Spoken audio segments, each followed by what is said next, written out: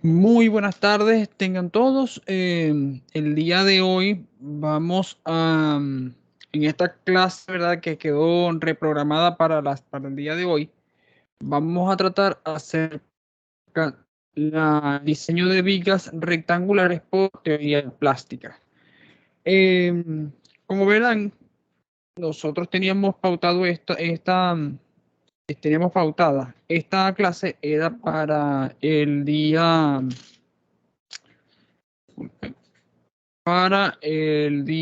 10 de noviembre.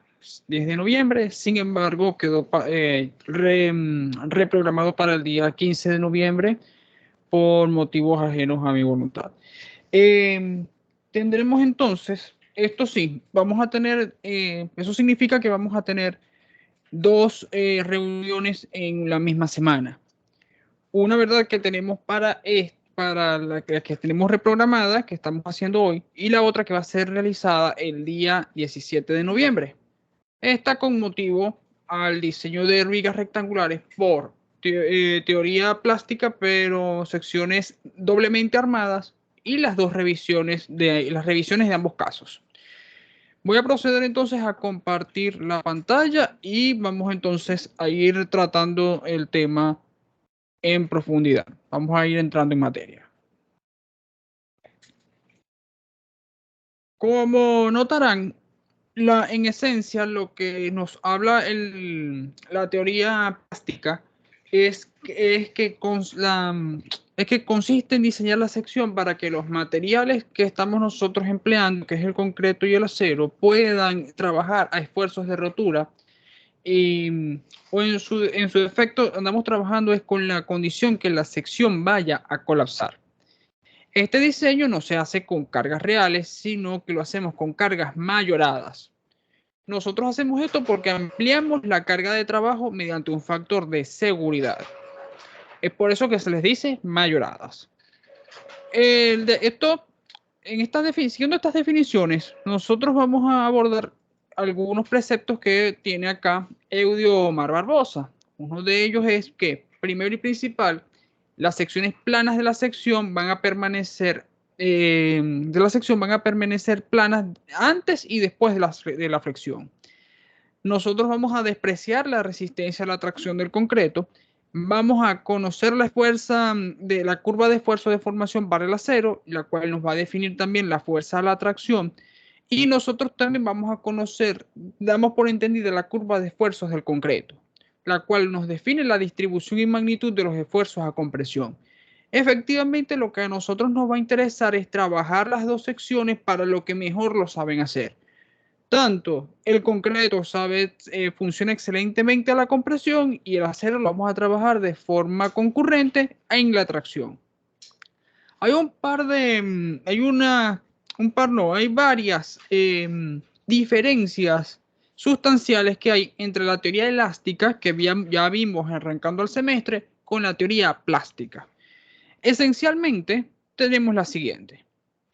En primer lugar, en la teoría elástica la formulación se refiere a condiciones de servicio, mientras que en la teoría plástica se refiere a condiciones de rotura.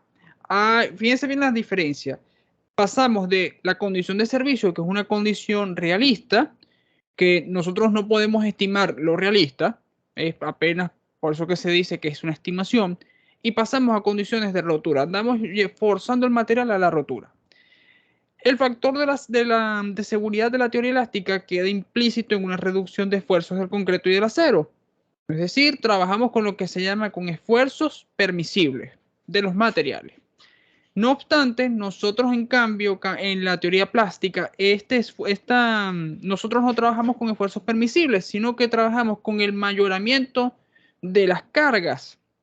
Es decir, que nosotros amplificamos las cargas de trabajo y nosotros con esta amplificación podemos trabajar con muchos más grados de libertad que lo que hacemos realmente con los esfuerzos permisibles. Es decir, los esfuerzos permisibles generan una especie de camisa de fuerza a la hora de diseñar en la teoría elástica, lo que eso se nos elimina, esa barrera se nos elimina en la teoría plástica. Esta es una de las más importantes. la teoría plástica es mucho más económica que la teoría elástica. Es decir, dos secciones que pueden ser idénticas en geometría pueden requerir más acero en teoría elástica, más cuantía de acero en teoría elástica que en teoría plástica. Entonces, en particular, la teoría plástica ha ganado mucha mayor notoriedad, primero porque es la más reciente y en segundo lugar porque a nivel económico resulta mucho más beneficioso trabajar con una que sea más económica y que tengamos mejores resultados a nivel de resistencia y efectividad. Vamos ahora entonces con otra parte, que es los fenómenos del concreto armado. La teoría elástica no logra explicar satisfactoriamente los fenómenos que se aplican allí y además los complica. Un ejemplo de esto es la fluencia para la flexión en las vigas doblemente armadas. De hecho, hay una parte de las guías y manuales que hay disponibles de teoría elástica que directamente no detallan cómo nosotros podemos diseñar una viga doblemente armada. En cambio, son mucho más fáciles de apreciar y de entender los fenómenos de la fluencia, de la fluencia de los materiales en la teoría plástica, y también es mucho más fácil de diseñar vigas doblemente armadas en teoría plástica. Por último, pero no menos importante, tenemos lo siguiente. La teoría plástica se preocupa y prevé la forma de fallar del miembro estudiado. Por lo que en caso de que esta vaya a fallar, lo va a hacer de una forma escalonada y lo va a hacer de forma avisada. Recordemos que hay algunas partes de la teoría elástica que en teoría lo permitiría hacer. Sin embargo, no lo logra, y aparte que solamente se llegan a estudiar hasta las cargas de servicio. Es decir, no solamente toma en cuenta esto, cargas que se consideran para el momento, se consideran como las cargas reales.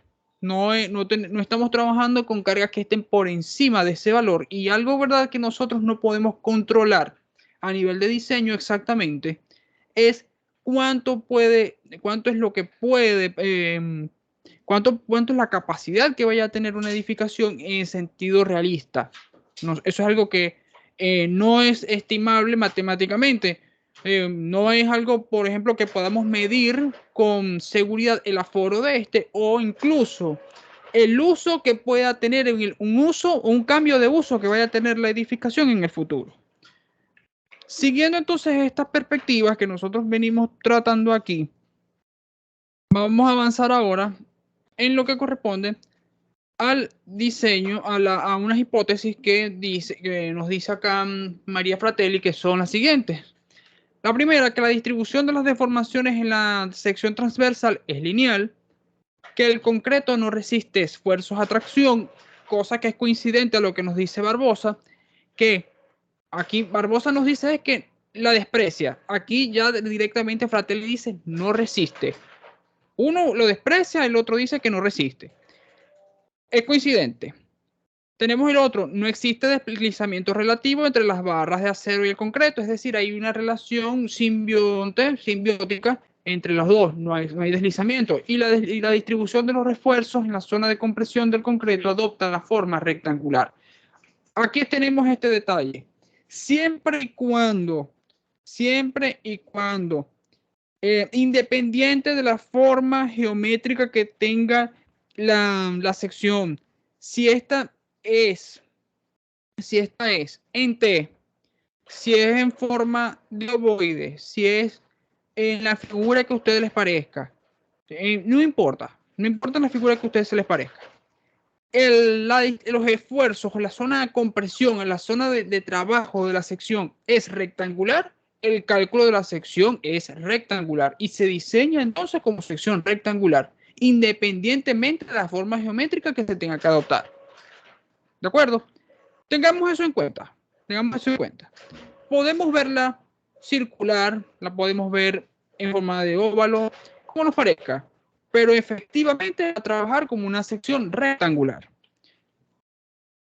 Vamos entonces a empezar ahora con tratar algunas fórmulas, ¿verdad? Que tenemos aquí para cumplir que la sección sea dúctil en secciones simplemente armadas. Recordemos que esto es lo primero que vamos a hacer. Vamos a después a trabajar con secciones doblemente armadas y sus divisiones para la próxima clase. Una sección, para que sea dúctil, tiene que cumplir un par de condiciones que dice que primero el ESU, el epsilon sub U, tiene que ser igual al módulo de elasticidad del acero, epsilon sub Y. Epsilon sub Y, que viene siendo igual a este módulo, viene siendo igual a la fluencia del acero entre el módulo de elasticidad del acero.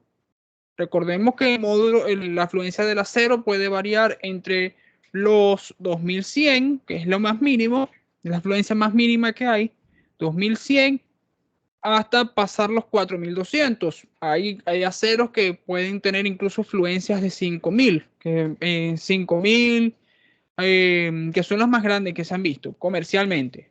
Hay otros que son contrapedidos. Por otro lado, el módulo de elasticidad del acero es igual para todos, que es este módulo es igual a 2.1 por 10 a la 6 kilogramos sobre centímetro cuadrado, o lo que es lo mismo, 2.100.000 kilogramos sobre centímetro cuadrado. Tenemos entonces aquí las siguientes expresiones con las cuales vamos a trabajar mucho.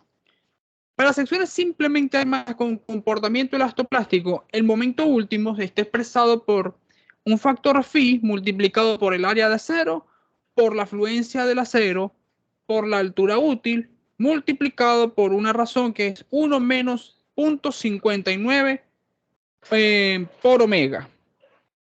Si este factor phi es un factor constante que vale 0.90. El otro valor, que es 1 menos 0.59 omega, se puede entender como la J sub U. J sub U es un valor normalizado, está en decimales. Nosotros lo podemos hallar en una tabla que está ubicada en el libro de María Fratel, que se llama Diseño de elementos de concreto armado, que está disponible en la plataforma, lo tienen disponible en el grupo de Telegram, y dice así. La tabla es la número 2.1. Y en esa tabla, entonces tenemos, ya después más adelante les voy a explicar cómo es que nosotros nos vamos a meter en esa tabla y podemos interpretar la data que tenemos allí. Para aceros especiales, nosotros vamos a emplear un valor de F sub U que sea mayor de la fluencia del acero en lugar de la fluencia del acero. La cuantía geométrica de la armadura, que viene siendo el factor ρ, viene siendo igual a A sub G entre la base por la altura útil. Donde tiene que cumplirse que la cuantía geométrica mínima tiene que ser igual a 14 entre la fluencia del acero y la máxima es que exceda el 0.75 F ρ sub B. Entendiéndose claro la cuantía por falla balanceada, esto que acabo de mencionar, siendo igual a beta sub 1, que esto es un valor que se calcula más adelante y también que ya ahorita se les va a indicar, multiplicado por la fracción 0.85 fluencia del concreto entre fluencia del acero, multiplicado por 6.300 entre 6.300 más la fluencia del acero. Nótese acá que aquí nos ha faltado mencionar cómo se calcula el coeficiente de forma, beta sub 1. Beta sub 1 nos está dando igual a, se determina con la operación de 0.65 menor a beta sub 1. Beta sub 1 es igual a 1.05 fluencia menos fluencia del concreto entre 1400. No se preocupen por la guía, ¿ok? Esta guía la van a tener disponible en la plataforma una vez que vayamos a dar por finalizada la clase de hoy. Va a estar completa, vamos a tener tanto la clase de hoy como lo que estamos explicando el día de hoy, como las clases subsiguientes las vamos a tener allí en esa misma guía. Va a quedar pendiente solamente el diseño de vigas T, pero eso lo vamos a dejar para una próxima clase que estará por agendarse. Vamos a lo que nos interesa el día de hoy, que es realizar el primer ejemplo de diseño y la revisión, y nos van a quedar pendientes entonces para esta misma semana diseño de secciones doblemente armadas con sus revisiones. Tenemos entonces el ejemplo de diseño. Nos dice así: diseñe la sección de concreto armado con ancho 35 centímetros, que es la base, simplemente armada para fluencia del concreto FC 280, fluencia del acero 4200, con solicitaciones para el régimen de servicio que van a ser carga permanente 8 toneladas por metro, carga variable 5 toneladas por metro, carga sísmica más o menos 2 toneladas por metro. Nosotros acá en este punto no tenemos un momento último. Más bien lo que tenemos aquí son unos momentos por carga permanente, carga variable y momento sísmico. Tenemos aquí. Tenemos esas son unas cargas que nos las han dado así de forma aleatoria. En tal caso, nosotros lo que debemos hacer es combinar las solicitaciones de carga y encontrar la que sea más desfavorable. En la literatura del ingeniero José Luis Alonso, que se llama Vulnerabilidad sísmica de edificaciones, pueden conseguir incluso, hay unas nueve combinaciones, hasta nueve combinaciones de cargas, e incluso podemos tener combinaciones especiales que incluyan cargas por temperatura, cargas por flujos, cargas por empujes de tierra, entre otros. Que eso significaría en cargas extraordinarias, como nos dice la norma de acciones mínimas. Tomamos en cuenta esto. Como notarán aquí, hemos hecho 3 combinaciones. Una que incluye momento carga permanente, carga variable, otro que incluye carga variable y sísmica, y otro incluye carga permanente y carga sísmica. La más desfavorable, la que consideramos más desfavorable matemáticamente hablando, es la primera combinación, que voy a resaltar aquí. Esto, voy a dejarlo resaltado vamos a resaltarlo en color verde. Tenemos esto aquí. ¿Ok? Que nos está dando por valor 19.7 toneladas por metro. Ese va a ser el momento último que nosotros vamos a trabajar para el diseño de esta viga. En consecuencia, vamos a adoptar un valor intermedio de omega, que es 0.18. 0.18 y un mu 0.1448 que se obtiene a partir de este omega. Que ya lo vamos a ya les voy a decir ya cómo se encuentra. Cómo es que nosotros lo buscamos.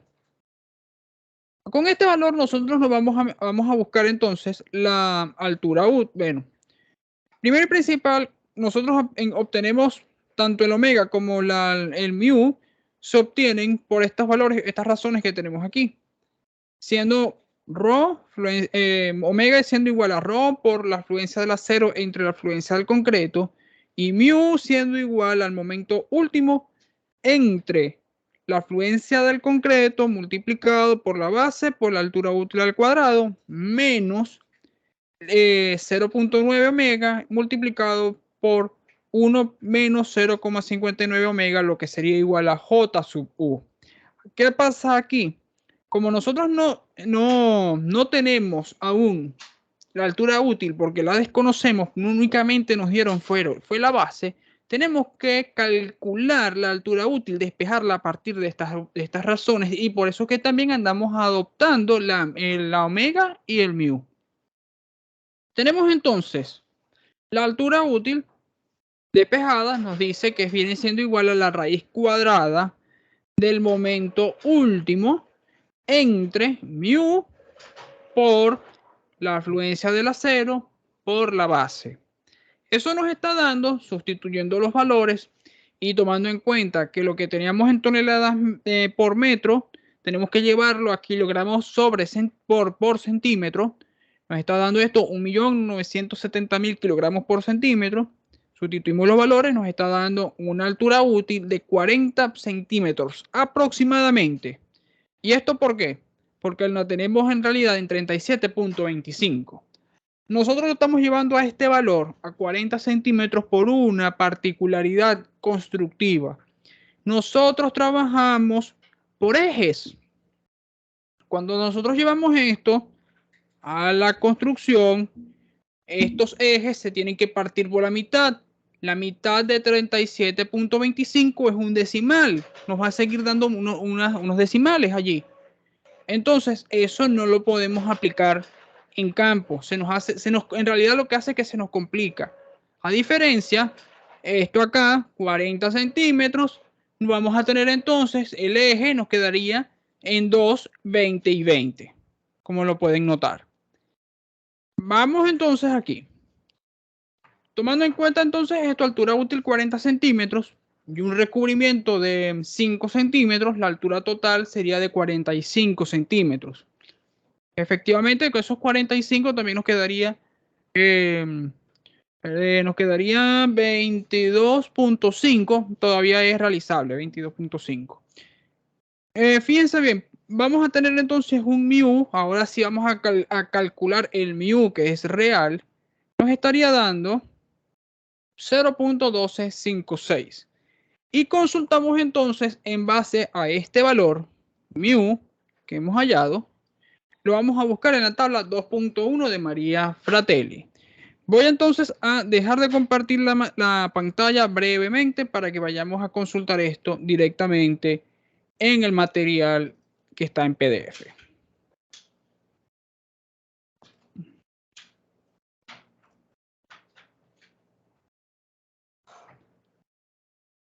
Bien, como notarán ya está abierto el PDF. Nos vamos a ir hacia la tabla número 2.1.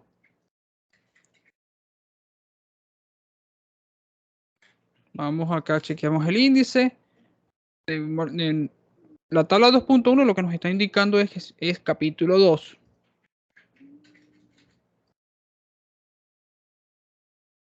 Y la tenemos acá. Tabla 2.1 nos dice que es el número 19.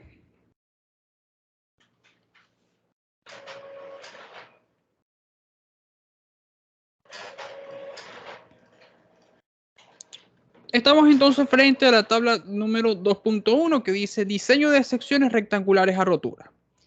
Como notarán, tuvimos un mu que tiene por valor 0.1256. 0.1256. En este caso, 0.1256. Tendríamos que buscar el que más se acerque aquí en la tabla. Tendríamos aquí, fíjense que vamos en 0.13, es mucho. 0.1231 es lo que se acerca. Tenemos 0.1253, 0.1260. Acá se pasa. El correcto sería este. Vamos a proceder a resaltar este. Mu sería aquí 0.1253 para meternos en la tabla. JU lo tenemos justamente acá abajo, que sería 0.91. Tenemos entonces omega. Omega, la interpretación de omega se hace de la siguiente manera. Fíjense que omega empieza aquí en la columna, la tenemos acá en la esquina que nos interpreta la columna y la fila.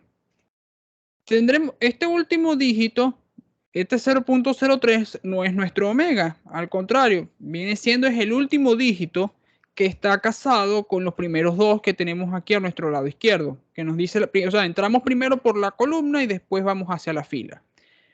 En la columna 0.15 y el último dígito es 3, o sea, nos daría, omega sería igual a 0.153. Si nos vamos hacia el archivo, hacia el ejemplo, nos damos cuenta que omega es 0.153 y JU es 0.91. Procedemos entonces a diseñar, a revisar si omega supera el omega mínimo. Omega mínimo, que eso es la cuantía geométrica, 14 entre f sub c, sacamos la cuenta, nos da 0.05, estamos sustituyendo los valores y nos estará dando entonces, disculpen de nuevo, que me adelanté un poco acá y no tomé en cuenta que habíamos hecho el cambio de la pantalla. De hecho, vamos a hacer así. Así pueden ver todos directamente la pantalla completamente. Entonces andamos, ya no estamos aquí, en 0.05. Vámonos ahora entonces a calcular la cuantía de acero o el área de acero como se indica como nos indica entonces la fórmula. La cuantía de acero viene siendo igual al momento último entre el factor phi multiplicado por la afluencia del acero por J sub U por la altura útil. Nótese que ya aquí estamos metiendo la altura útil que nosotros hemos calculado, no la calculada y la adoptada para el diseño, es decir, la altura útil de 40 centímetros. No andamos metiendo la altura útil que nos dio calculada, o sea, la de 37.25. No nos corresponde en este caso atenderla. Ya aquí no nos corresponde hacer eso. Si no, trabajamos con la calculada y la redondeada. Vamos entonces. Sustituimos los valores efectivamente y vamos a tener entonces una área de acero de 14.31. Adicionalmente tenemos que cotejar que esta cuantía que estamos sacando sea mayor al acero mínimo.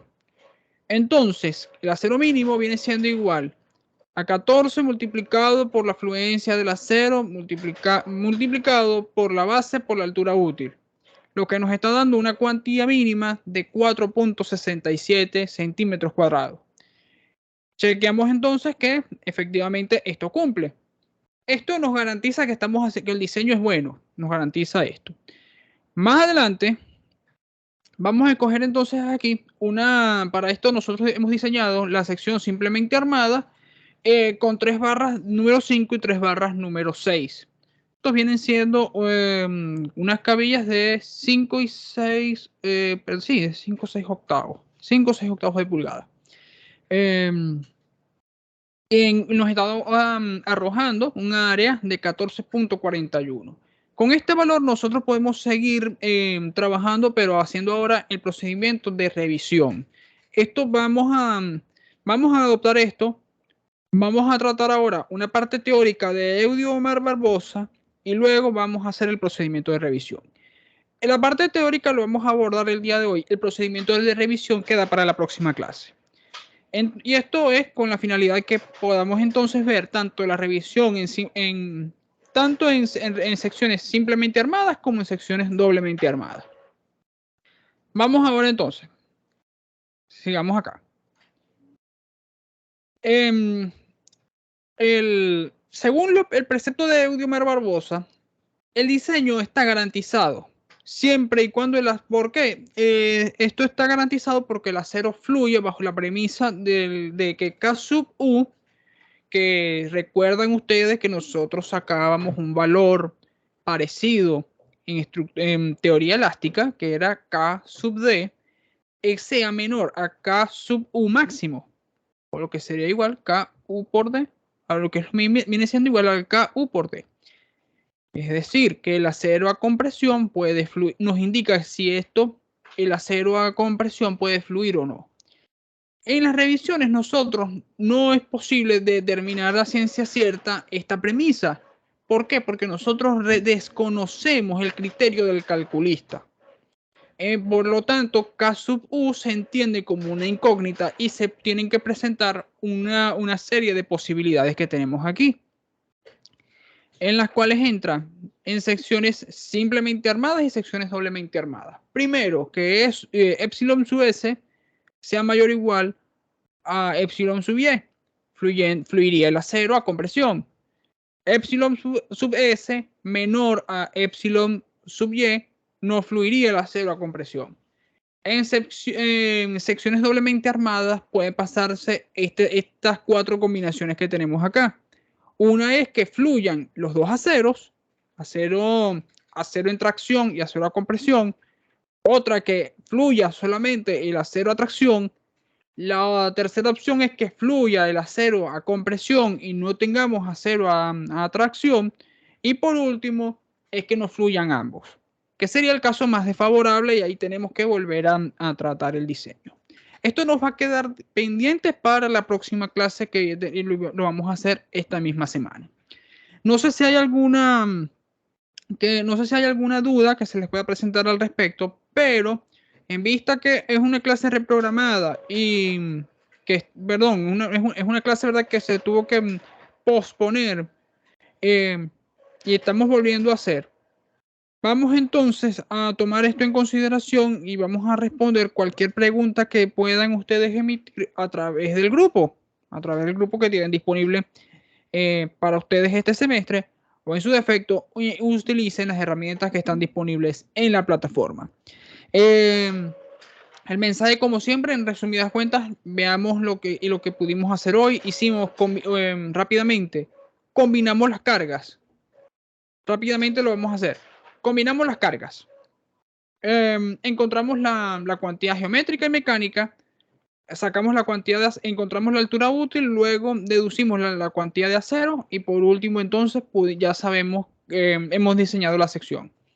Para la próxima clase entonces trataremos la revisión de secciones simple y simplemente armadas y doblemente armadas junto con el diseño de secciones doblemente armadas. Bueno, no sé si ya con esto vamos a dar por concluida la clase de hoy y nos veremos entonces en una nueva oportunidad. Un saludo.